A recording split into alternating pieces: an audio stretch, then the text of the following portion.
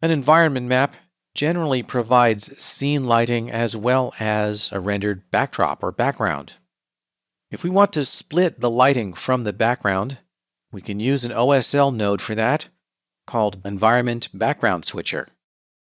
Here's a version in which both the lighting and the background are coming from the same map.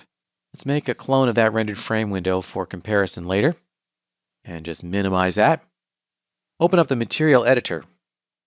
And here's the shading network we have so far. We've got an HDRI environment node. If we double click that, we will see its parameters. We've got a black body node to color correct it. And we've got a multiply node to combine those two. And the multiply node is the environment map currently. Now let's create a switcher node.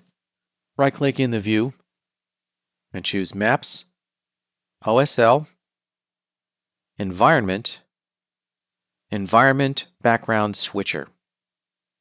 And double-click on that and rename it.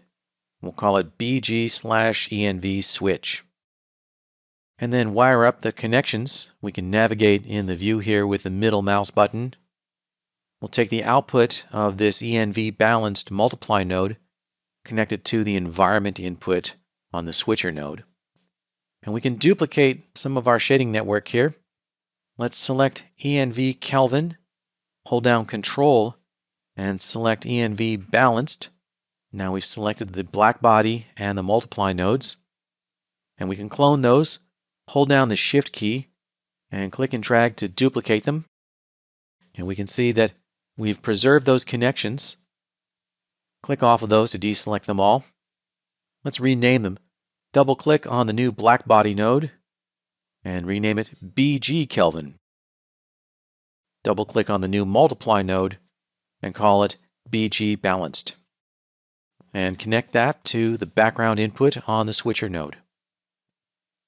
Okay, so now we've got a single file and two black body nodes. We're multiplying that file by each one of those black body nodes, one for the background and one for the environment. Now we need to assign this switcher node as our environment. Go to the rendering menu and choose Environment. To assign a map in some other panel, we'll want to click on the output of that map and hold the mouse button, and we'll get a wire and drag over, in this case to the environment map slot, and release the mouse. We get the instance dialog.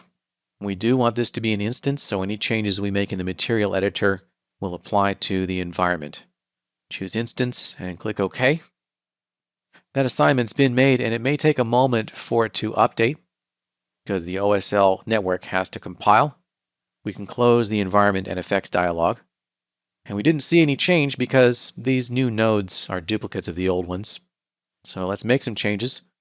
First of all, let's check in on the color of our environment. Double-click on the ENV Kelvin node.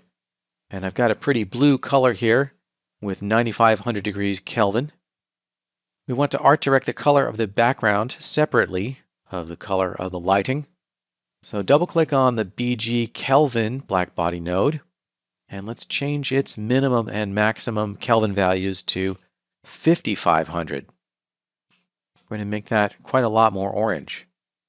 And having done that, we can see that it's pretty dim as well. We can increase the intensity. Click and drag on that spinner and bring that up. And we're brightening up the background while not affecting the lighting. Let's set the intensity to a value of 6. Okay, I'll close the material editor and bring up my previously rendered image. On the left, the lighting and background are both coming from the same map.